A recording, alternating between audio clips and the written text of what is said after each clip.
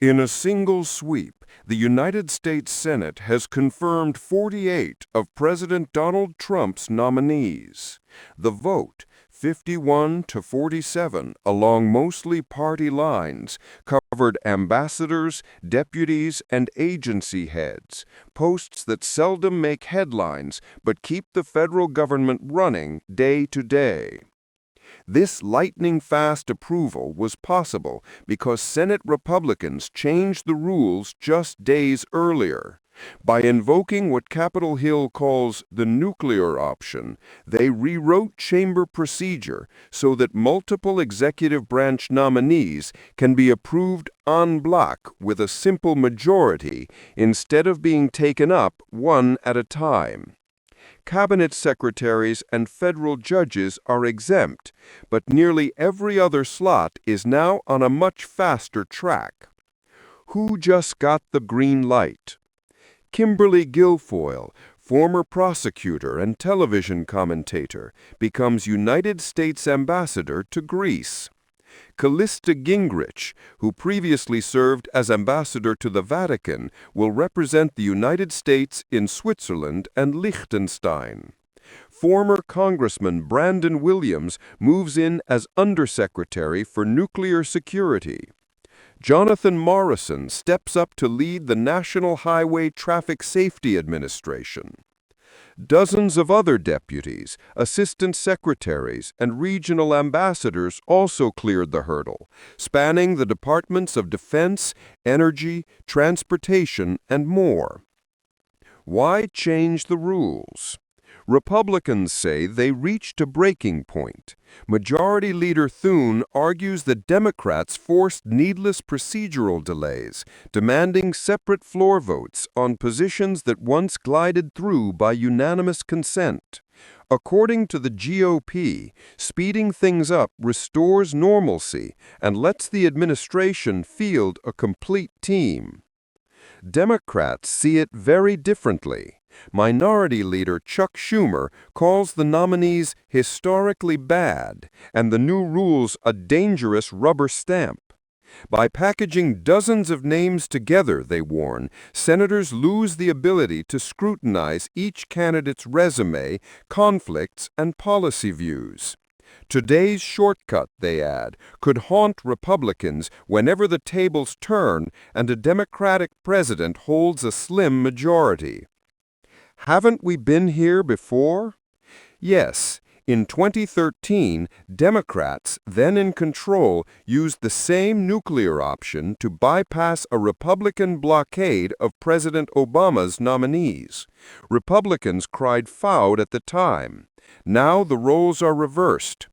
Over the past decade, each majority has chipped away at the Senate's minority protections, turning what was once called the world's greatest deliberative body into a chamber where simple math increasingly rules.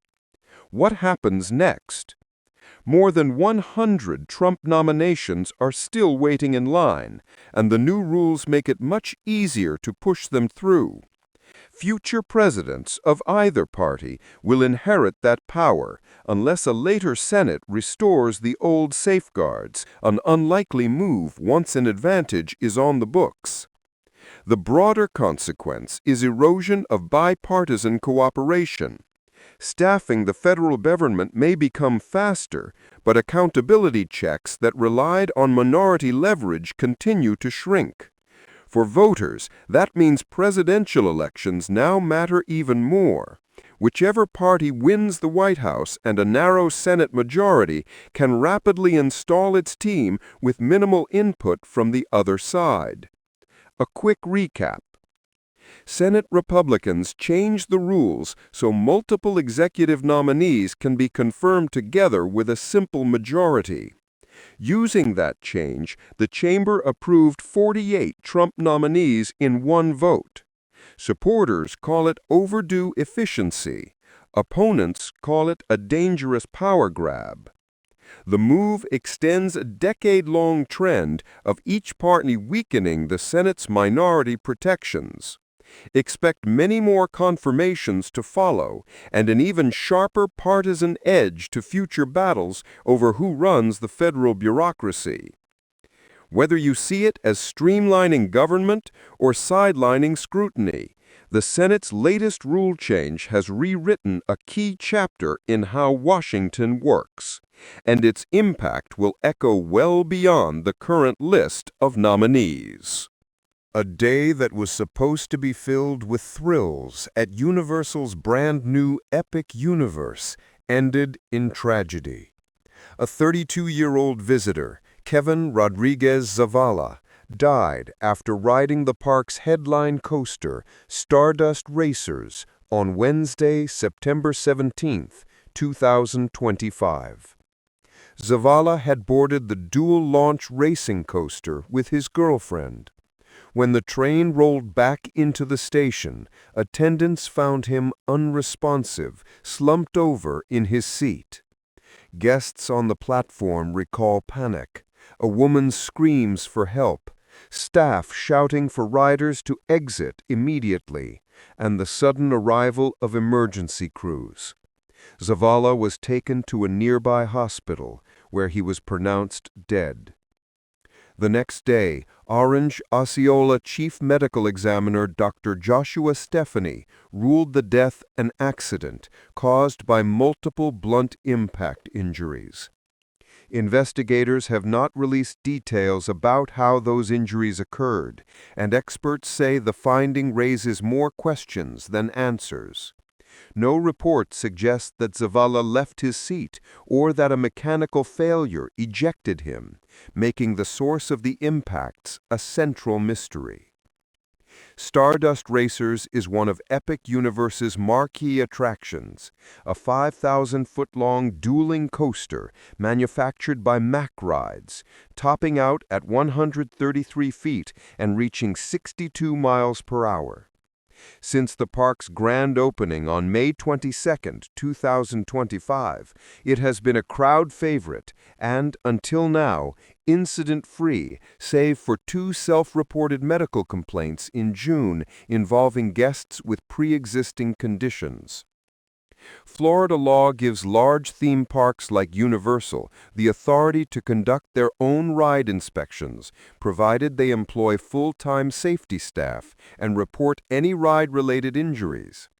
Universal says it is cooperating fully with the Orange County Sheriff's Office, and Stardust Racers will remain closed while that investigation continues. In a statement, the resort expressed devastation over the tragic event and extended condolences to Zavala's family and friends.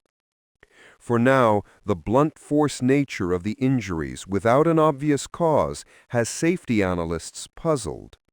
Did an undetected object strike the rider? Did a restraint malfunction inside the train? Or was a medical episode compounded by the forces of the ride itself? Until investigators release more information, those questions remain unanswered, and so does the grief of a family who expected nothing more than a fun day at a new park.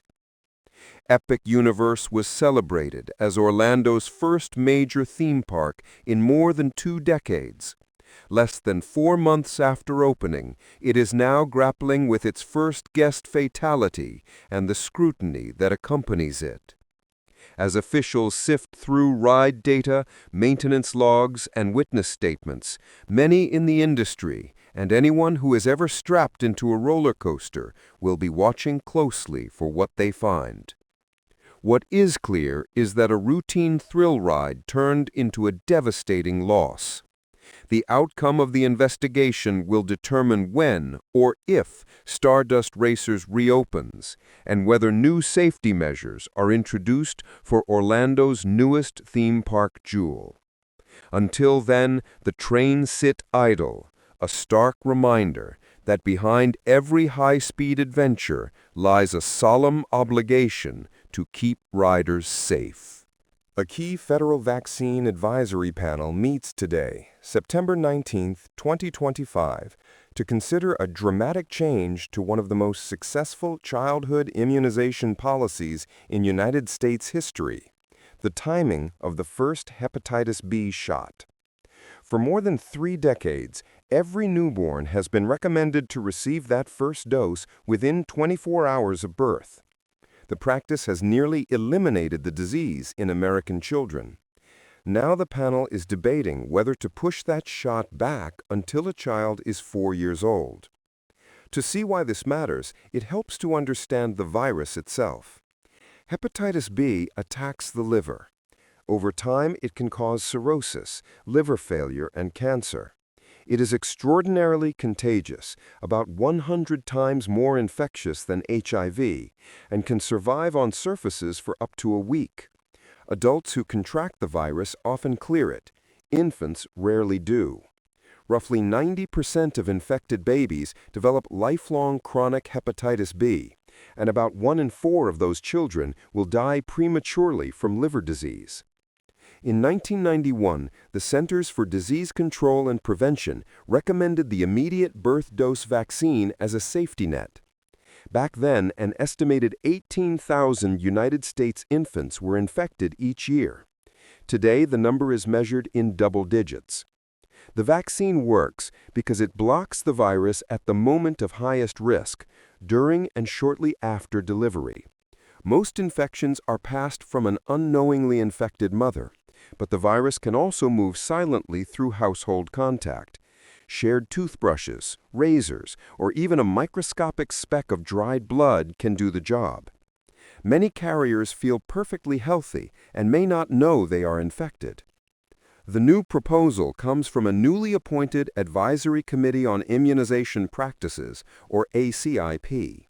All 17 previous members were dismissed and replaced by the incoming Health and Human Services leadership, including Secretary Robert F. Kennedy, Jr., who has publicly questioned the need for a birth dose. Supporters of the delay argue that hepatitis B is usually linked to adult behaviors, such as sexual activity or needle sharing, and they say a 1-day-old baby faces virtually no immediate threat. They also want more time to test mothers after delivery and obtain explicit informed consent before vaccinating infants. But mainstream medical groups warn that any delay opens a dangerous window. A mother tested early in pregnancy could contract the virus later. Another family member could be an unwitting carrier. And once a family leaves the hospital, follow-up appointments can be missed, especially in communities with limited access to care. Pediatricians liken the current schedule to a seatbelt you click before starting the car. The protection has to be there from the first moment. Critics also point out that no new scientific evidence suggests a problem with the existing policy. On the contrary, it is one of the clearest public health victories on record. They worry that undoing it could reverse decades of progress and invite a resurgence of a preventable, life-threatening disease. The hepatitis B debate is only the latest sign that the reconstituted ACIP is steering United States vaccine policy in a new direction. Just yesterday, the panel voted 8-3 against using the combined measles, mumps, rubella, varicella shot for children under 4, recommending separate injections instead. Today's vote on the newborn hepatitis B schedule, originally slated for yesterday but postponed, is being watched especially closely. Although ACIP recommendations are not final until accepted by the acting CDC director, they shape pediatric guidance and state school requirements nationwide. Whatever the outcome, the decision will send a clear signal about the future of American vaccine policy, whether it continues to rely on the early universal protections that have kept once common childhood diseases at bay, or shifts toward a more selective, risk-tolerance approach. For parents, pediatricians, and public health officials, what happens in that committee room today could determine whether a cornerstone of infant disease prevention remains intact, or whether the nation risks reopening the door to a virus that once claimed thousands of young lives each year.